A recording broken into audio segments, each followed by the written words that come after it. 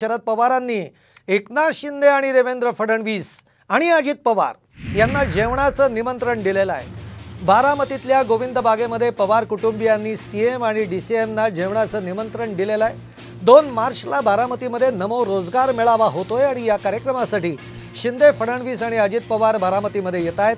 त्यांना पवारांनी जेवणाचं निमंत्रण देऊन डिनर डिप्लोमसी केल्याचं देखील दिसतंय।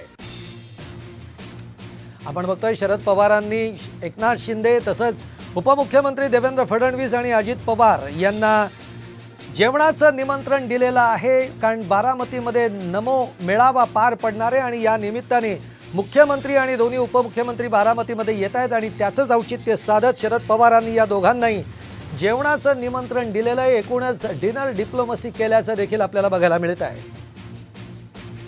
यात त्याची एक्सक्लुसिव्ह बातमी आपण बघतोय। त्याबाबतचं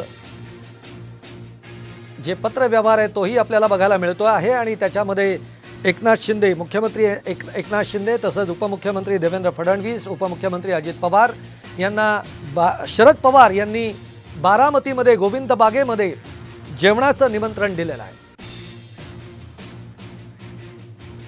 आदरणीय पवार साहेबांनी महाराष्ट्राच्या माननीय मुख्यमंत्र्यांना मला असं वाटतं पत्र लिहिलं आणि फोनही केला होता की आपण सगळे आमच्या बारामतीत येत आहेत। आपल्या बारामतीत मुख्यमंत्री आणि DCM 1 आणि DCM 2 येत आहेत, तर त्यांनी सगळ्यांनी बारामतीत आल्यावर अतिथी देवो भव, आम्हाला खूप आनंद वाटेल जर तुम्ही आमच्या घरी जेवायला आला।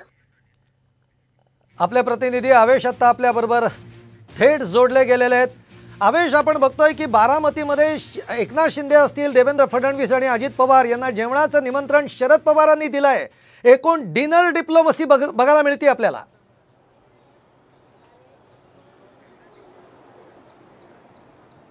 नक्कीच सुहास सर, आपल्याला माहित आहे 2 आणि 3 तारखेला नमो महारोजगार मेळावा आहे। त्या पार्श्वभूमीवर मुख्यमंत्री एकनाथ शिंदे, दोन्ही उपमुख्यमंत्री तिथे जाणार आहेत। मुख्यमंत्री एकनाथ शिंदे पहिल्यांदा बारामती इथे जाणार आहे, विद्या प्रतिष्ठान इथे त्याची सभा असणार आहे। त्या पार्श्वभूमीवर शरद पवार यांनी मुख्यमंत्री एकनाथ शिंदे यांना पत्र लिहिलं आणि जेवणाचं आमंत्रण दिलं आहे। गोविंद बागेत शरद पवार यांचं निवासस्थान आहे, तिथं त्यांनी असं म्हटलेलं आहे की मुख्यमंत्री एकनाथ शिंदे आणि दोन्ही उपमुख्यमंत्र्यांनी आमच्या घरी येऊन जेवणाचा आस्वाद घ्या, असं सुद्धा पत्रात म्हटलं आहे। दुसरीकडे बघितलं तर आगामी लोकसभा निवडणुकीच्या पार्श्वभूमीवर महाविकास आघाडीच्या बैठका चालू असताना शरद पवार यांचं हे मुख्यमंत्र्यांना पत्र आणि डिपर डिप्लोमसी बघण्याचा एक दृष्टिकोन वेगळा होऊ शकतो। आगामी काळात सुप्रिया सुळे आणि अजित पवार यांच्या पत्नी यांच्यात लोकसभेची लढत आहे, त्या पार्श्वभूमीवर जर बघितलं तर शरद पवारचं एक पत्र, एक सुतोवाच दिला जाऊ शकतो। सुहास सर, अगदी धन्यवाद आवेश, आपण दिलेल्या या सगळ्या माहितीसाठी। आपण बघतोय की शरद पवारांनी बारामतीमध्ये मुख्यमंत्री आणि दोन्ही उपमुख्यमंत्र्यांना जेवणाचं निमंत्रण दिलेलं आहे।